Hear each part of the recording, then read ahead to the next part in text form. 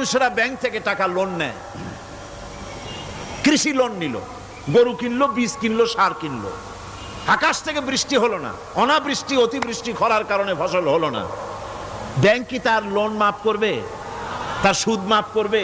শেষ পর্যন্ত গরুটা বেচা, মায়ের হাতের বউর হাতের শেষ চুড়ি গাছা বিক্রি করে লোন পরিশোধ করলো। বড় লোকের টাকা ওখানে ছিল, ওই টাকায় আরো টাকা গিয়ে জমলো, আর গরিব ফতুর হয়ে গেল। এই জন্য আল্লাহ পাক বলেছেন সুদ হচ্ছে ওয়াহাল্লাল্লাহুল বায়া ওয়া হাররামা রিবা। আল্লাহ পাক ব্যবসাকে করেছে হালাল, সুদকে করেছেন হারাম।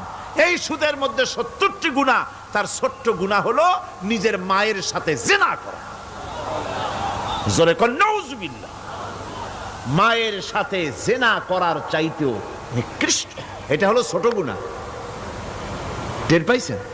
মানুষেরা ব্যাংক থেকে